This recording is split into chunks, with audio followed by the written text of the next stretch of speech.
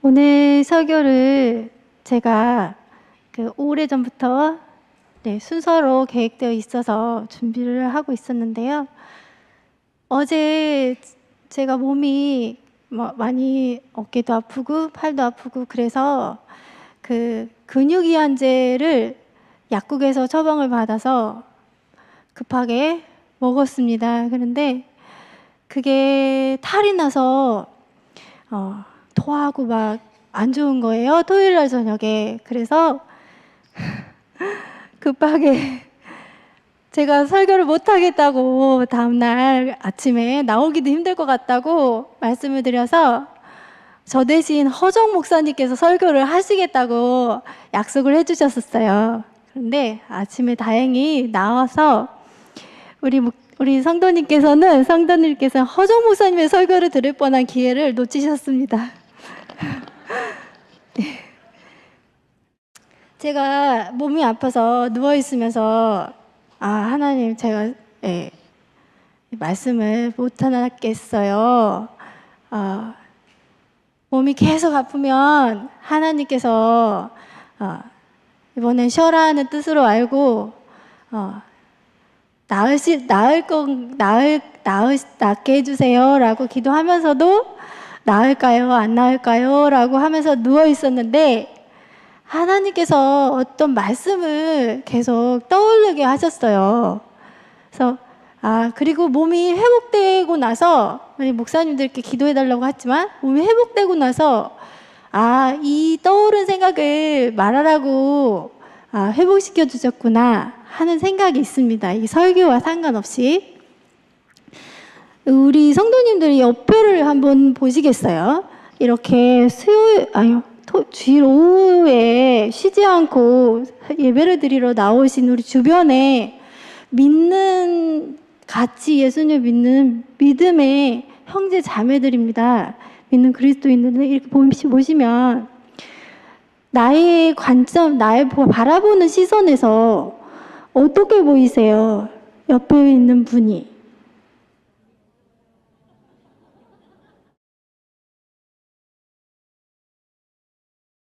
저는 이렇게 보고 있었어요. 왜 저렇게까지, 예수님을 같이 성경을 믿는 사람인데, 왜 성경 말씀대로 안 살아? 왜 저렇게 기도도 잘하지 않고?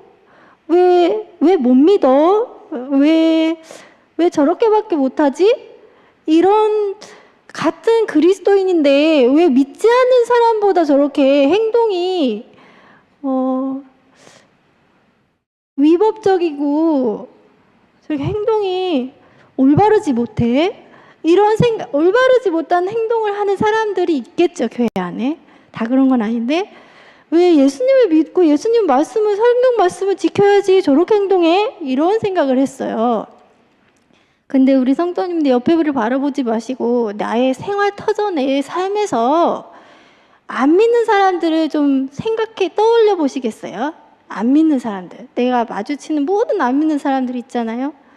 그 사람들을 보면서 어떤 생각을 하세요? 그 사람들을 지금 우리 교회에서 같이 믿음 생활하는 사람들을 바라보는 시선으로 이렇게 보세요. 저는 어떻게 생각했냐면요. 그 사람들, 안 믿는 사람을 보면서 왜 하나님께서 악을 행하지 말아라, 훔치지 말아라, 욕하지 말아라, 거짓말하지 말아라고 했는데 왜 저렇게 살아?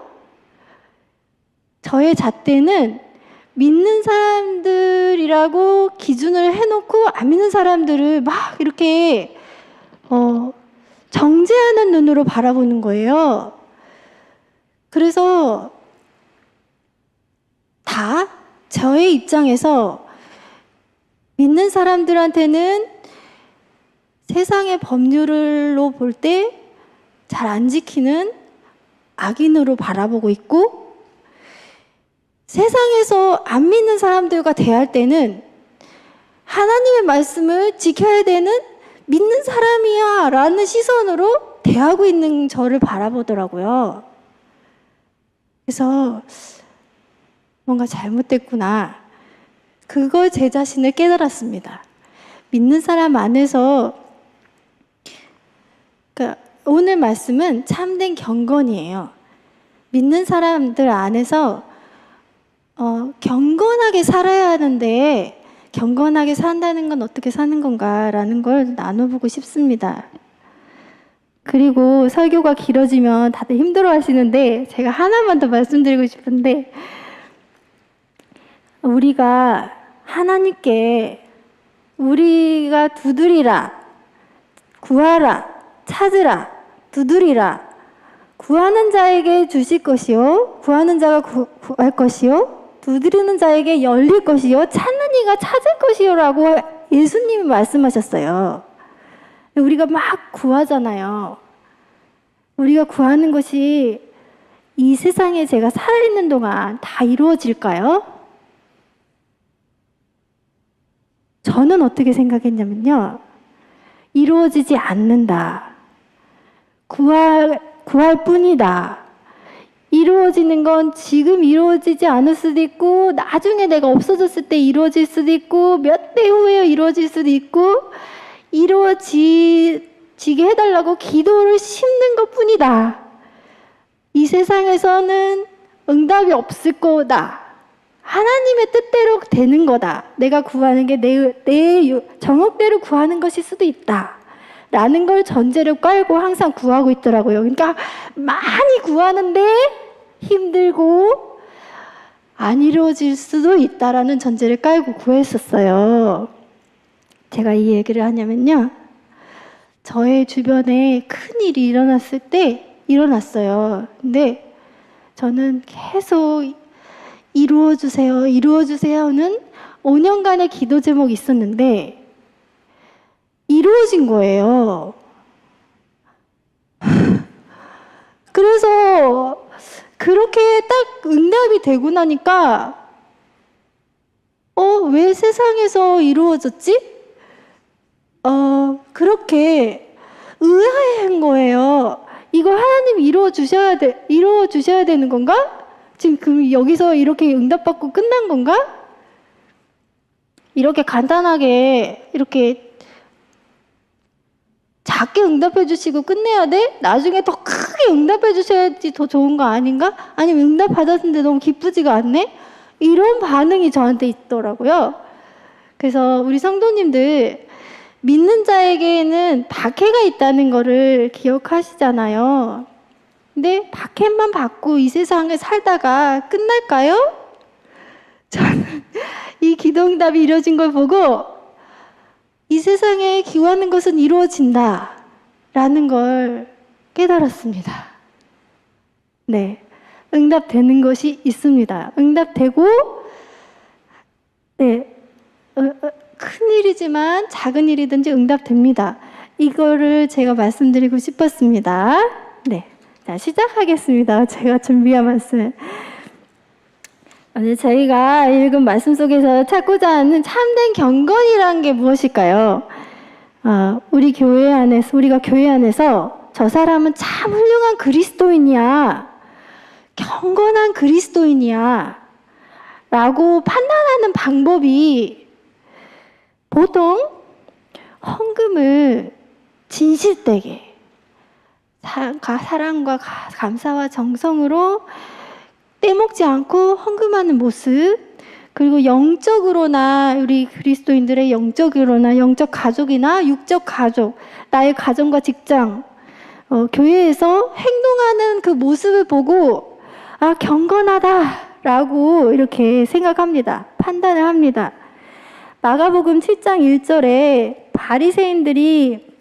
바리새인과 서기관들이 예수님께 다가와서 예수님의 제자들이 손을 씻지 않고 음식을 먹으면서 그 장로들의 전통을 지키지 않는다라고 예수님께 따집니다.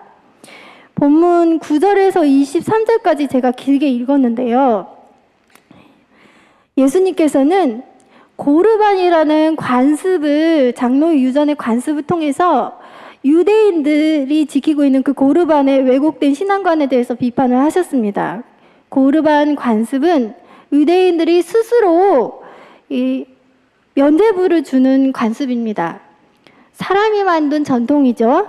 그런데 이런 사람이 만든 전통이 하나님의 말씀과 계명을 반하는 행동을 하게 될 수 있다라는 것을 예수님께서 지금 비판을 하셨습니다. 이때 예수님께서 마가복음 7장 6절에서 7절까지 말씀에 오늘 본문에 읽지 않은 말씀에 이런 말씀 있습니다. 6절 이 백성이 입술로는 하나님을 공경하되 마음은 내게서 멀도다. 사람의 계명으로 교훈을 삼아 가르치니 나를 헛되이 경배하는도다. 이 말씀은 이사야 29장 13절에 있는 말씀입니다. 이 말씀을 인용해서 예수님이 지금 그들을 비판하고 있습니다. 사람의 계명이라는 것은 장로의 전통, 교훈으로 하나님을 헛되이 경배한다고 하신 말씀입니다. 외형적으로는 하나님을 바르게 섬기는 것 같지만 마음은 하나님에게서 멀리 떠나 있다고 하셨습니다. 예수님은 장로의 전통으로 지적을 하고 예수님의 제자들을 지적하고 있는 바리새인과 서기관들을 향해서 위선자라고 하셨습니다. 헬라어에서 위선자라는 말은 가면 뒤에서 행하는 자, 즉 무대에서 연기하는 배우라는 뜻입니다. 그들은 말과 연기력은 뛰어나고 놀랍지만 그것은 어디까지나 연기일 뿐 그 자체는 아니었기 때문입니다. 바리새인과 서기관들에게 연기자라고 말하는 이유는 하나님의 계명을 지키는 방식 때문입니다. 9절에서 보면 또 이르시되 너희가 너희 전통을 지키려고 하나님의 계명을 잘 버리는도다. 그들은 자기들의 전통을 하나님의 계명보다 더 중시했습니다. 이들이 가진 가장 큰 문제는 이 전통이 하나님과 관계가 없다는 것이었습니다. 앞선 9절 8절에서도 하나님의 계명이란 8절에 읽어드렸던 8절에서 하나님의 계명이 있습니다. 하나님의 계명이란 10계명 중에서 다섯 번째 계명을 말하고 있습니다. 그 말씀 본문을 PPT를 보시면 출애굽기 20장 12절에서 내 부모를 공경하라. 그리하면 내 하나님 여호와가 내게 준 땅에서 내 생명이 길리라. 이게 10계명 중에 다섯 번째 계명입니다. 부모를 공경하라는 것은 하나님께서 주신 이 땅에 태어난 사람들이 당연히 지켜야 할 아주 중요한 10가지 계명입니다. 절대 원칙 10계명 중에서 인간과 인간 사이에 지켜야 할 계명 중에 첫 번째 계명으로 나오는 것이 내 부모를 공경하라입니다. 그런데 바리새인들과 서기관들은 하나님의 계명보다 자신들의 성경 해석인 장로의 유전을 우선에 두었습니다. PPT를 보시면 마가복음 7장 10절에서 13절의 말씀입니다.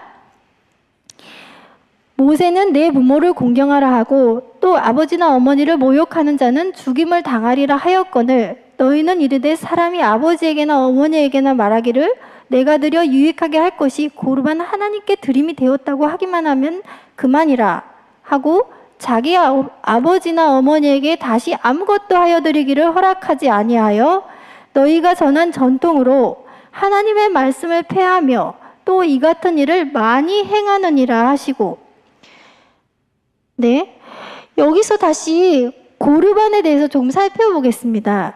고르반의 의미는 하나님께 바쳐진 헌물이라는 뜻입니다. 바리새인들은 어떤 것을 고르반이라고 말하기만 하면 그것은 하나님께 바쳐진 것이므로 다른 사람이 사용할 수 없다라고 주장했습니다. 그런데 이 고르반 장로의 유전에는 고르반도 취소가 가능했습니다. 장로의 유전에서. 어떻게 취소를 하냐면요. 남자의 경우에는 50세겔, 여자의 경우에는 30세겔을 내면 고르반 바쳐진 헌금이 취소가 될 수 있었습니다. 그래서 부모를 봉양해야 할 재산을 성전에 바치고 부모가 돌아가신 후에 취소를 해서 자신에게 다시 재산을 환수하는 것입니다. 그래서 원래 여호와 하나님께 대한 확고한 믿음을 나타내는 것으로 만든 이 제도가 사람들이 부모를 공경할 의무를 피할 수 있는 길을 제공하고 있었습니다. 그리하여 그 자녀는 부모를 모실 재산을 교회에 기부하면서 부모를 모시지 않아도 되었습니다. 바리새인들과 서기관들은 부모님 공경과 하나님께 헌금하는 그 사이에서 하나를 포기해야 한다면 부모를 공경하는 것을 포기해도 된다고 했습니다. 장로의 유저는 하나님 공경이 그들의 육신의 부모 공경보다 더 중요하다고 가르쳤습니다. 물론 하나님을 바르게 섬기는 것이 중요하고 하나님이 모든 것의 중심이 되어야 하는 것은 인정하는 믿음이지만 문제는 이러한 믿음이 하나님께서 주신 계명과 반대되는 것임에도 불구하고 오히려 하나님의 계명을 무시하고 장로의 유전을 우선시하고 따랐다는 것입니다. 다시 말하면 이스라엘 백성들에게 주신 하나님의 말씀에 대한 이른바 장로라고 불리는 바리새인과 사두개인 장로들이 깨뜨리고 있었던 것입니다. 예수님께서는 이것이 바로 바리새인의 전통으로 하나님의 말씀을 폐하는 예시라고 지적하였습니다. 예수님께서는 이들이 실상은 경건한 말로 은폐를 하지만 그들은 외식하는 자, 위선자들이라고 하였습니다. 그럼 이 위선자들이 단순히 하나님에 대한 무조건적인 사랑 때문에 고르반을 추구하는 것이었을까요? 종교 권력자들은 장로들이 만든 전통을 이용해 하나님의 계명을 왜곡하고 경제적인 풍요를 추구하였던 것입니다. 그들은 종교 지도자라는 가면을 쓰고 실제로는 악을 행하는 자들이었습니다. 고르반은 취소가 가능하기 때문에 성전이 일종의 적금을 하는 은행 업무를 하였다고도 할 수 있습니다. 그리고 사두개인들과 서기관들은 고르반이라는 제도를 하는 것도 비롯하여 성전으로 들어오는 막대한 양의 헌금과 헌물을 관리하였습니다. 성전의 소유가 되었던 것을 누군가는 관리해야 했기 때문입니다. 성전을 관리하는 사람들은 사두개인들과 서기관 그리고 부분적으로 바리새인들이 있었습니다. 이를 통해 하나님 여호와 하나님의 전을 의지하여 살고 있는 유대의 종교 권력자들은 막대한 부를 축적하고 있었습니다.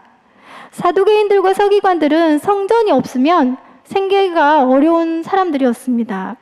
어느 순간 유대의 종교 권력은 체계를 이루게 되었고 하나님의 성전은 그들의 삶, 그들의 경제적인 풍요를 위해서 존재하는 것이 되어버렸습니다. 그런데 성경에서 하나님께서는 헌금, 제사, 헌물을 하는 것보다 하나님의 계명에 순종하는 것을 더 원하신다고 하는 말씀이 쓰여 있습니다. 사무엘상 15장 22절 말씀을 보면 사무엘이 가로되 여호와께서 번제와 다른 제사를 그 목소리 순종하는 것을 좋아하신같이 좋아하시겠나이까? 순종이 제사보다 낫고 듣는 것이 수양의 기름보다 나으니 라고 하였습니다. 이처럼 하나님께서는 번제나 다른 제사보다 그 목소리 순종하는 것을 기뻐하십니다.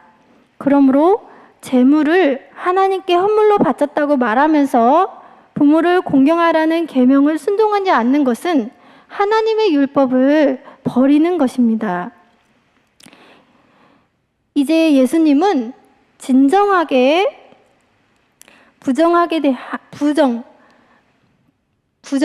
여기서 부정은 깨끗하지 않다. 진정으로 나를 더럽게 하는 것을 어떤 것인지 가르쳐 주시면서 바리새인들과 서기관들의 잘못을 지적하고 있습니다. 예수님께서는 바리새인과 서기관들과의 논쟁을 마치신 후에 무리들에게 비유로 가르치셨습니다. 오늘 본문 14절, 마가복음 7장 14절에서 16절입니다. 예수님께서 무리를 다시 불러 이르시되 너희는 다 내 말을 듣고 깨달으라. 무엇이든지 밖에서 사람에게로 들어가는 것은 능히 사람을 더럽게 하지 못하되 사람 안에서 나오는 것이 사람을 더럽게 하는 것이니라 하시고, 예수님께서는 바리새인과 서기관들이 사라진 다음에 여전히 몰려있던 무리들에게 가르치신 이 비유는 무엇이 사람을 더럽게 하는가라는 말씀입니다. 5절에서 바리새인들은 예수님의 제자들이 5절을 읽지 않았지만 앞에 부분에 보면 바리새인과 서기관들이 예수님을 찾아와서 5절에서 뭐라고 하냐면 예수님의 제자들이 손을 씻지 않고 깨끗지 않은 손으로 음식을 먹었다고, 장로의 유전을 지키지 않았다고 비판을 했습니다. 2절에서 부정한 손, 씻지 않은 손, 이 부정한 것을 문제 삼아서 씻지 않은 손이 음식에 닿았으면 그 음식이 더러워지고 이 음식을 먹은 사람, 음식이 속으로 들어간 그 사람을 부정하게 만든다라고 생각했습니다. 14절에서 예수님은 무리를 다시 불러서 말씀하셨다고 하셨습니다. 이번에는 바리새인들과 서기관들이 없이 무리들에게 말을 듣고 깨달으라고 하셨습니다. 15절에서 예수님께서는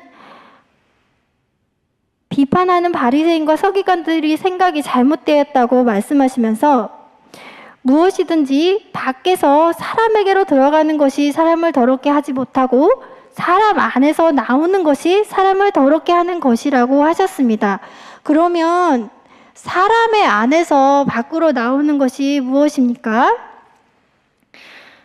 17절, 19절을 말씀 보겠습니다. 무리를 떠나 집으로 들어가시니 제자들이 그 비유를 묻자온데 예수께서 이르시되 너희도 이렇게 깨달음이 없느냐? 무엇이든지 밖에서 들어가는 것이 능히 사람을 더럽게 하지 못함을 알지 못하느냐? 이는 마음으로 들어가지 아니하고 배로 들어가 뒤로 나감이라. 그럼 이러므로 모든 음식물을 깨끗하다 하시니라. 예수님은 무리들이 다 없어지고 제자들과 함께 집으로 지금 들어가셨습니다. 제자들이 다시 똑같은 그 말로 비유를 물었습니다. 그래서 예수님이 설명해 주시는 부분입니다. 여기서 예수님이 하신 말씀은 모든 음식은 깨끗하다 하셨습니다. 다음 본문에 20절에서 23절에 보면 또 이르시되 사람에게서 나오는 그것이 사람을 더럽게 하느니라. 속에서 곧 사람의 마음에서 나오는 것은 악한 생각과 곧 음란과 도둑질과 살인과 간음과 탐욕과 악독과 속임과 응탐과 질투와 비방과 교만과 우매함이니 이 모든 악한 것이 다 속에서 나와서 사람을 더럽게 하느니라.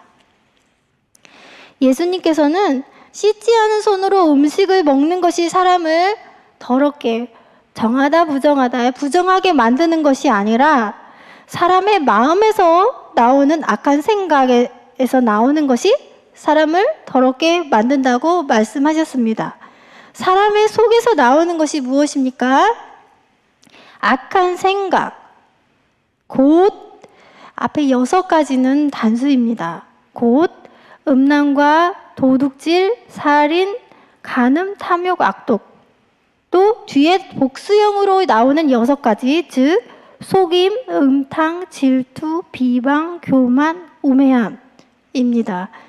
그 중에서 가장 위험한 것이 바로 첫째, 음란입니다. 첫 번째 나온 음란입니다. 그런데 음란은 포르노적인 것만 말하는 것이 아닙니다. 음란이라는 헬라어 단어의 원뜻은 팔다, 굴복하다의 의미가 있습니다. 예수님을 믿는 우리들의 모임인 교회는 신부라고 하였습니다. 예수님은 우리의 신랑이라고 하셨습니다. 우리가 신랑 되신 예수님 외에 다른 것을 사랑하는 것이 음란입니다. 예수님 외에 다른 것에 나의 사랑을 주는 것입니다. 세상에서 살다 보면 거리에서나 TV에서나 스마트폰으로나 인간에게 악한 생각을 하도록 자극을 계속 주고 저희들은 받습니다. 그런데 예수님께서는 여인을 보고 음욕을 품는 자마다 눈을 빼버리라고 하셨습니다. 눈을 가지고 지옥에 가는 것보다 눈이 없이 천국에 가는 것이 더 낫다고 예수님이 말씀하셨습니다. 그렇다면 이 세상에 예수님을 믿는 경건을 추구하는 모든 남성들은 스스로 눈을 빼서 장님이 되어야 했을 것입니다. 그러나 모든 그리스도인들은 장님이 아닙니다. 그리고 악한 생각 중에 가장 무서운 것은 탐욕입니다. 탐욕은 더 많이 가지고 싶어 하는 마음입니다. 하나님의 나라의 영원한 것들을 소망하는 것 대신 이 세상에서 일시적인 것들이지만 나에게 쌓아두고 싶어 하는 욕망입니다. 그런데 슬프고 안타까운 현실은 우리의 생각과 행동의 근원이 우리에게 자극을 주고 우리에게 들어오는 것을 우리 스스로 못 들어오게 멈추게 하지 못한다는 것입니다. 슬프고 안타까운 현실이죠. 우리의 한계는 우리 안에 스스로 선을 이끌어내서 선을 행할 능력과 힘이 없다는 것입니다. 그리고 우리의 악한 마음에서 나오는 이 모든 행위들로 인해서 경건해질 수가 없다는 것입니다. 우리의 신앙생활에서 우리가 행위를 통해서 경건해지려고 하는 시도는 기독교 역사 속에 늘 있어 왔습니다. 그러나 그것은 참된 경건으로 가는 길이 아니며 구원의 길이 아니라는 것을 사도 바울은 로마서 12장 1절 2절에서 말씀하였습니다. 그리고 교회의 역사, 그 교회의 긴 역사 속에서 교사이기도 하고 종교개혁자이기도 했던 장깔뱅은 기독교 강요에서 성직자들이 삭발을 하거나 이렇게 가운데에 빵 모양으로 비어있게 대머리로 머리를 자르는 것이 경건을 상징하는다고 하였습니다. 이렇게 다 밀어버리는 것이 경건이라고 하였습니다. 그것은 어디서 유래하였냐면 유대교에서 나시린이 삭발을 하는 나시린이 삭발을 하는 것에 근거를 찾는 것이라고 장깔뱅은 그것이 잘못된 것이라고 지적을 했습니다. 그 행위는 마치 유대교의 사람들이 장로의 전통을 따르는 것과 같다고 반박하기도 했습니다. 이 머리를 자르는 것, 이것이 경건이 아니라는 것이죠. 이처럼 우리의 주님은 우리에게 구원을 위해 어떤 행위를 하라고 요구하시지 않으셨습니다. 오히려 주님께서는 우리의 내면을 관찰하셨습니다. 만약 우리가 스스로 구원에 이르는 길이다 라고 생각하는 규범을 행하려고 하고 있거나 주님의 뜻보다 우선시하려고 하는 규범을 추구하고 있다면 우리는 그런 규범들보다 우리의 내면을 살펴보아야 하겠습니다. 결국 예수님이 가르쳐 주시는 참된 경건은 우리 내면이 죄인임을 아는 것에서부터 시작됩니다. 성경 말씀에 로마서 1장 18절에 하나님의 진노가 불의로 진리를 막는 사람들의 모든 경건하지 않음과 불의에 대하여 하늘로부터 나타나나니, 진노가 하늘로부터 나타난다고 합니다. 로마서 5장 6절에 예수님께서 우리가 아직 연약할 때에 기약대로 그리스도께서 경건하지 않은 자를 위하여 죽으셨도다 라고 하셨습니다. 로마서 11장 26절에 그리하여 온 이스라엘이 구원을 받으리라 기록된 바 구원자가 시온에서 오사 야곱에게서 경건하지 않은 것을 돌이키시겠고 라고 하였습니다. 그리고 야고보서 1장 27절에 하나님 아버지 앞에서 정결하고 더러움이 없는 경건은 곧 고아와 과부를 그 환난 중에 돌보고 또 자기를 지켜 세속에 물들지 아니하는 그것이니라고 하였습니다. 그리고 디도서 2장 12절에 보면 우리를 양육하시되 경건하지 않은 것과 이 세상 정욕을 다 버리고 신중함과 의로움과 경건함으로 이 세상에 살고 라고 하였습니다. 그리고 디모데후서 3장 12절에 보면 무릇 그리스도 예수 안에서 경건하게 살고자 하는 자는 박해를 받으리라고 하였습니다. 그리하여 예수 그리스도로부터 구원을 얻은 우리는 이 세상에 일시적인 것에 소망을 두지 말고 환난 중에 이웃을 돌보고 자신을 지켜 세상에 물들지 말아야 하겠습니다. 그리고 주님이 기뻐하시는 자들과 함께 주님이 기뻐하시는 것을 추구해야 하겠습니다. 그것이 바로 하나님께서 원하시는 참된 경건입니다. 마지막으로 말씀을 마치겠습니다. 예수님이 가르쳐 주신 참된 경건을 마음에 새기고 세상에서 참된 경건을 실천하는 저와 여러분이 되기를 주님 안에서 소원합니다. 기도하겠습니다. 주님, 저희들은 죄인입니다. 저희들은 스스로 경건에 이르지 못하는 더러운 것을 내뿜는 존재입니다. 예수님을 신랑으로 믿고 모시고 이 세상을 바라보지 않고 이웃을 돌보고 세상에 물들이지 않고 끝까지 믿음을 잃지 않고 주님 오실 때까지 박해가 있더라도 살아갈 수 있는 저희들 되게 인도해 주시옵소서. 예수님의 이름으로 기도합니다. 아멘.